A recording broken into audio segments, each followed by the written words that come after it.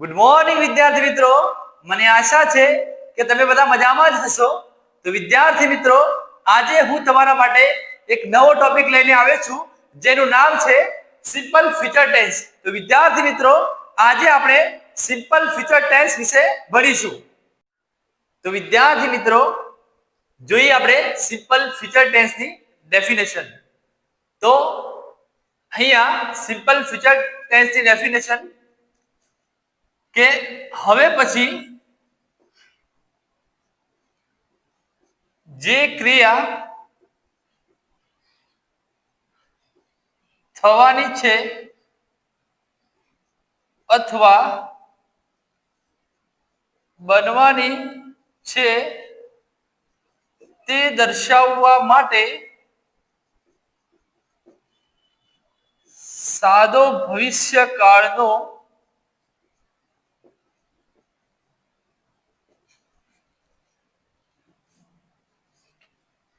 ઉપયોગ થાય છે। વિદ્યાર્થી મિત્રો, સાદો ભવિષ્યકાળ એટલે કે હવે પછી કોઈ ઘટના થવાની છે અથવા બનવાની છે તે ક્રિયા દર્શાવવા માટે સાદો ભવિષ્યકાળનો ઉપયોગ થાય છે।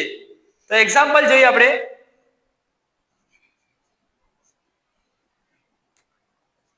હું અમદાવાદ જઈશ।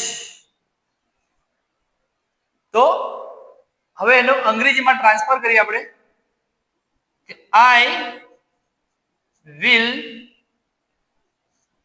Go to Ahmedabad. તો વિદ્યાર્થી મિત્રો, આ થઈ આપણે સિમ્પલ ફ્યુચર ટેન્સનું એક્ઝામ્પલ। હવે આપણે આ વિલ ક્યાં લાગે એ જોઈશું।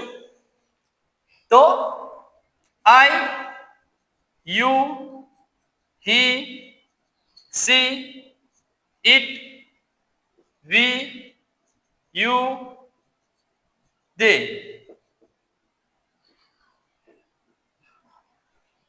તો વિદ્યાર્થી મિત્રો, આ જે સર્વનામ છે એ સર્વનામની સાથે આપણે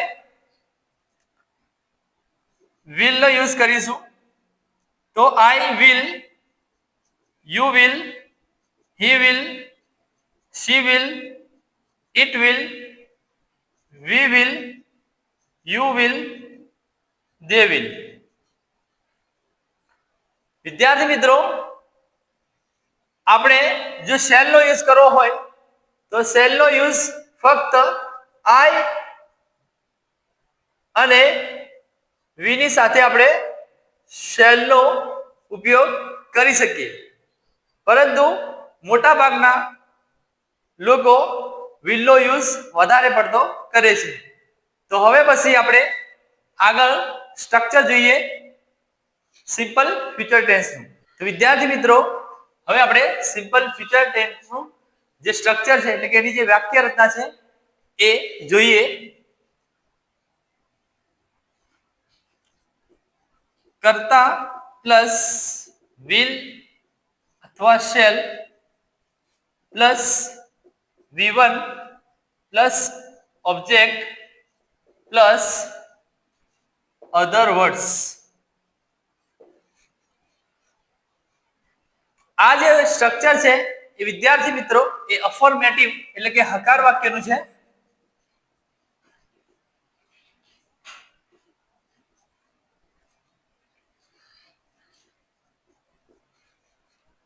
તો વિદ્યાર્થી મિત્રો, અફર્મેટિવ એટલે કે હકાર વાક્યનું જે અહીંયા જે સ્ટ્રક્ચર લખ્યું છે એ સ્ટ્રક્ચર નું આપણે એક એક્ઝામ્પલ જોઈ લઈએ।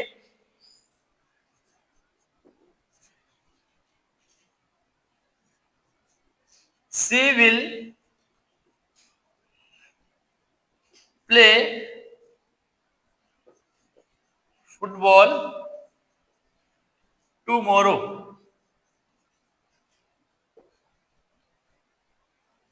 તો અહીંયા જે એક્ઝામ્પલ છે વિદ્યાર્થી મિત્રો એ આ રીતે બને। હવે આપણે અફર્મેટિવ જોઈ લીધું, હવે આપણે નેગેટિવ એટલે કે નકાર જોઈ લઈએ। તો કર્તા પ્લસ will અથવા shall plus not plus V1 plus object plus other words. આ જે સિન્ટેક્સ છે, વાક્ય રચના છે, એ નેગેટિવની છે, બરાબર, એટલે નકાર વાક્ય.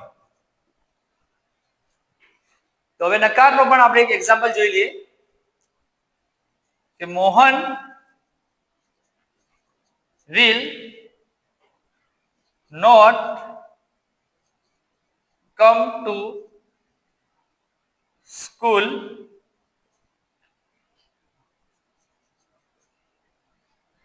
next Friday. Mohan will not come to school next Friday.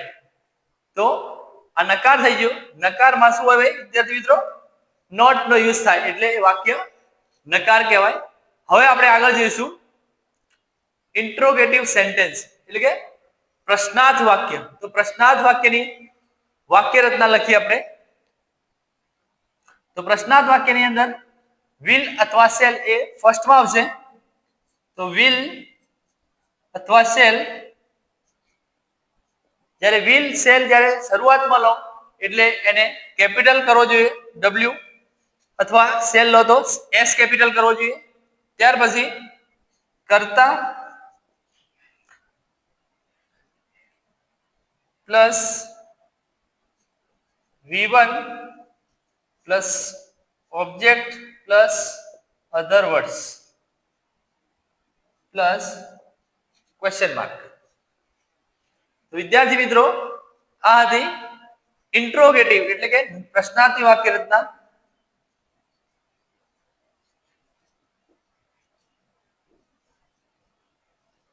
પ્રશ્નાર્થ.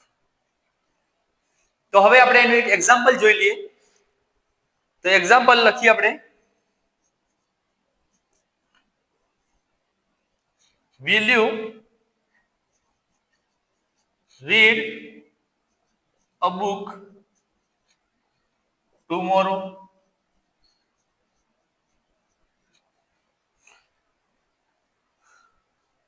બરાબર છે વિદ્યાર્થી મિત્રો? તો આ થઈ આપણી 3 વાક્ય રચનાઓ. અફર્મેટિવ એટલે કે હકારની વાક્ય રચના, નેગેટિવ એટલે કે નકારની વાક્ય રચના, અને ઇન્ટ્રોગેટિવ એટલે કે પ્રશ્નાર્થની વાક્ય રચના. હવે વિદ્યાર્થી મિત્રો, આપણે આગળ જે WH ફેમિલીની વાક્ય રચના જોઈશું. તો વિદ્યાર્થી મિત્રો, ચલો હવે આગળ જઈએ આપણે. તો વિદ્યાર્થી મિત્રો, આપણે આગળ સિમ્પલ ફ્યુચર ટેન્સ ની અંદર WH ફેમિલીની અમુક વાક્ય રચનાઓ છે, આપણે જોઈ લઈએ.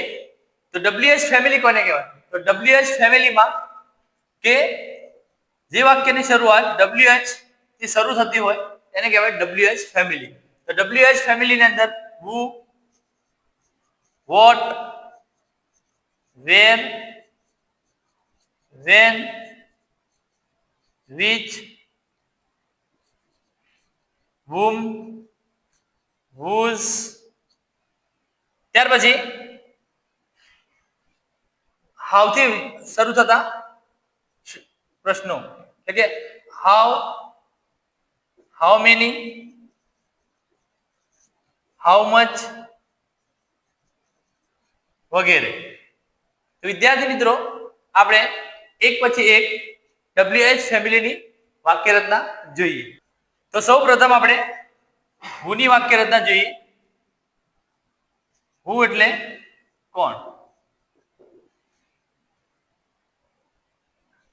who પ્લસ will અથવા shall plus V1 plus object plus other words plus question mark. હવે એક એક્ઝામ્પલ જોઈએ.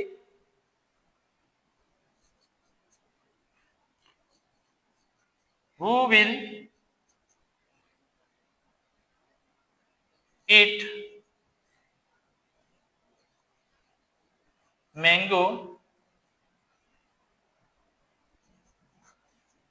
Next Monday. તો આ વિદ્યાર્થી મિત્રો આ જે વાક્ય રચના છે એ ભૂથી શરૂ થતી વાક્ય રચના છે કે જેમાં આપણે આ રીતે લખી શકીએ. ત્યાર પછી આપણે જોઈએ વોટની વાક્ય રચના. વોટ, વોટ એટલે શું?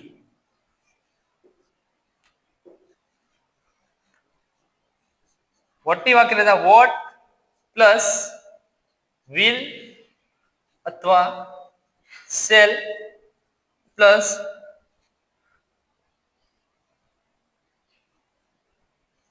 કર્તા એટલે કે subject plus V1 plus other words.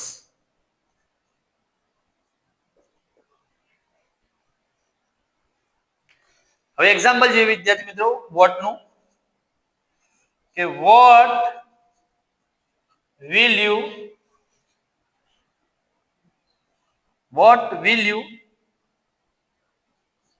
get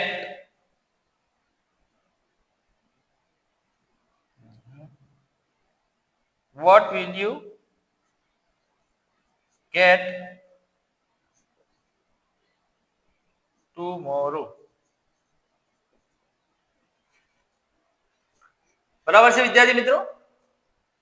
આ થઈ ગઈ આપણે વોટની વાક્ય રચના. હવે આપણે આગળ જોઈએ બીજી વાક્ય રચનાઓ. તો વિદ્યાર્થી મિત્રો બીજી વાક્ય રચના છે whichની. which means કઈ, કયું વગેરે. બરાબર. હવે whichની વાક્ય રચના છે which plus object plus will અથવા shall પ્લસ સબ્જેક્ટ એટલે કે કર્તા plus V1 plus other words plus question mark.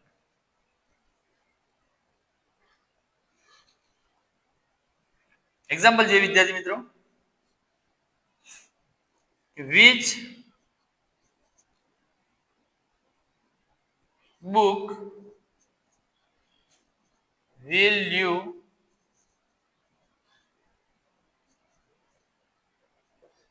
write next Monday? બરાબર. તો વિદ્યાર્થી મિત્રો આ થઈ whichની વાક્ય રચના. હવે જોઈશું આપણે હાઉ મેની અને હાઉ મચની. પહેલા આપણે જોઈએ હાઉ મેની ની જોઈ લઈએ. હાઉ મેની એટલે કેટલા. તો કોઈ પણ સંખ્યા જાણવા માટે હાઉ મેની થી પ્રશ્ન પૂછાય છે. તો હાઉ મેની ની વાક્ય રચના કઈ રીતે બને છે? તો વિદ્યાર્થી મિત્રો અહીંયા હું તમને બતાવું કે how many plus object plus will shall plus subject means કર્તા plus V1 plus other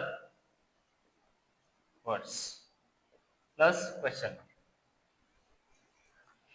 same to same વાક્ય રચના છે પણ આની જગ્યાએ which આવે છે, આની જગ્યાએ હાઉ મેની આવે છે. હવે એક્ઝામ્પલ જોઈએ. how many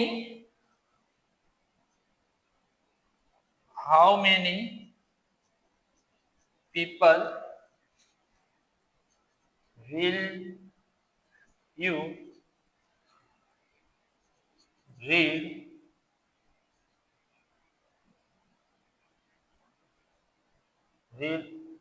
a book? How many people will you read a book next Sunday?